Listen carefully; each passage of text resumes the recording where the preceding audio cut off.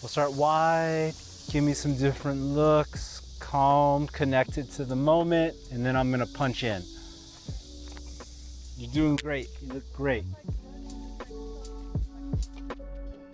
So the first tip when shooting portraits in natural light is to choose the appropriate type of light for what you're going for.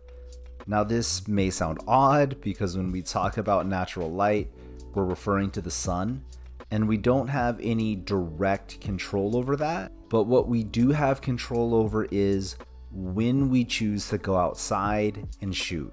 Different times of day or different types of weather will affect the quality of light coming from the sun. For example, the light on an overcast day is often a little softer and a little cooler, and this might fit for a moodier, stylized type of portrait one might want to create. On the other hand, the bright midday sun on a clear day can have more pop and color, and this might fit for a happier, vibrant type of picture. For Julie and I, we decided to use golden hour sunlight, which is when the sun is just breaking the horizon and it provides a lot of color and a smooth, soft light. It happened to fit for the more mindful, tranquil concept we had envisioned. But in the end, whatever type of light you use, there's really no right or wrong, but just recognizing that sunlight will vary, and if you understand how different conditions affect that, you can use that knowledge to your advantage in your next portrait shoot.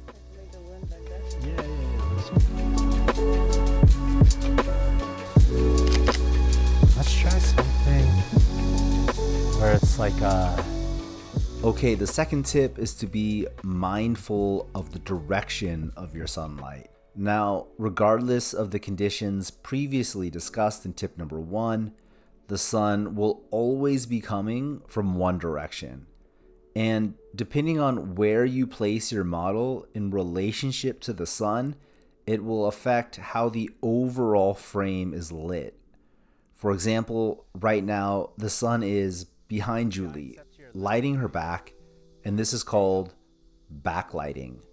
A lot of people love this type of lighting because it helps create a sense of depth and atmosphere, and it can just look really beautiful, to be honest. At a time like golden hour when we're shooting, backlighting can also be a good way to introduce a lot of color into the image. But conversely, if you place your model with the sun in front of them, so it's lighting their front, this is called front lighting.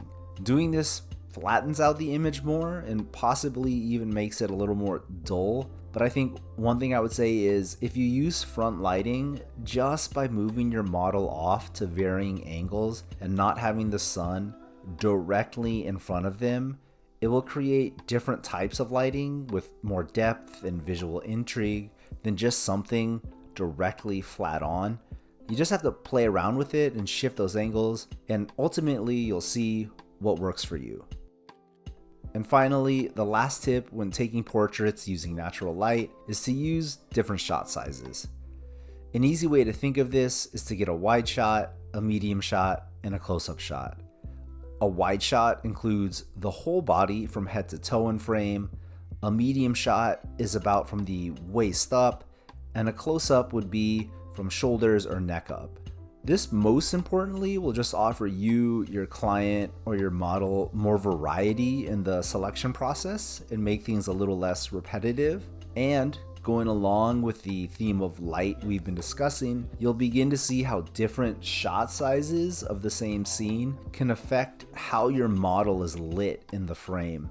A wide shot might appear different than how they look in a close-up shot from the same angle in the same direction, and playing around with that can sometimes help you find something you like in an environment that was previously proving to be a little tricky, or maybe you thought nothing was quite working there, but changing up the shot size might be a solution to that. I know it's been helpful for me in the past, so yeah, maybe it could work for you as well.